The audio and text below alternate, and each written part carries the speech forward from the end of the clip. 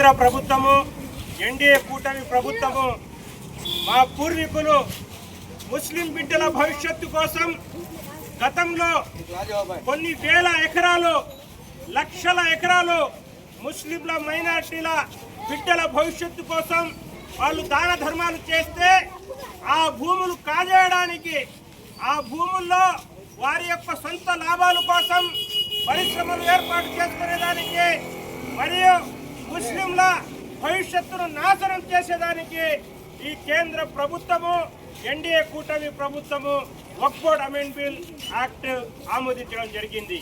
ఇది ఎంత దుర్మార్గం అంటే ముస్లింలు ఈ యొక్క ఏదైతే భూములు ఉన్నాయో వక్ఫ్ బోర్డ్ భూములు, మసీదుల యొక్క భూములు, దర్గాల భూములు, శ్మశానాల భూములు, ఈద్గాల భూములు, మద్రసాల భూములు, ఈ భూములన్నీ కాజేయడానికి లొంగ తీసుకునేదానికి ఈ కేంద్ర ప్రభుత్వం పన్నాగం పన్ని ఏదైతే పార్లమెంటు బిల్లు ప్రవేశపెట్టినప్పుడు కనీసం 233 ఎంపీలు, వారిలో సుమారు 200 మంది హిందూ ఎంపీలు కూడా ఈ యొక్క వక్ఫ్ బోర్డ్ బిల్లుని వ్యతిరేకించడం మనం చూసాం. అయినా ఈ బిల్లుని ఆమోదించుకొని మీరు చాలా సంతోషంగా ఉన్నారు.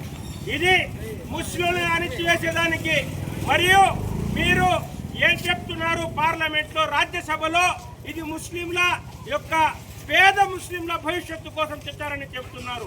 మరియు మీరు ప్రభుత్వం వచ్చి 11 సంవత్సరాల నుంచి ఏ ఒక్క పథకం కూడా, ఏ ఒక్క కార్యక్రమం కూడా ముస్లింల సంక్షేమం కోసం చేశారని అడుగుతున్నారు.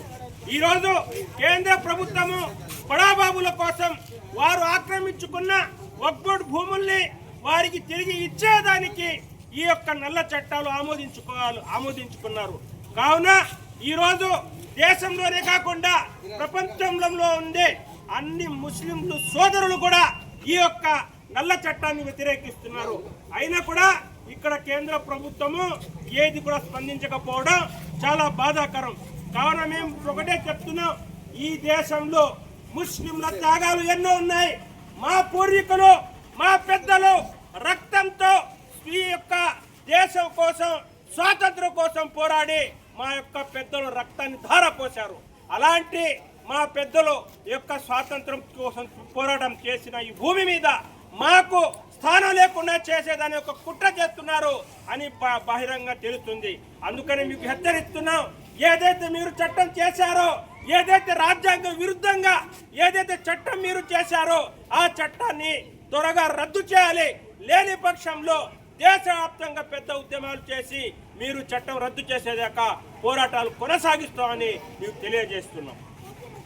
జై హింద్.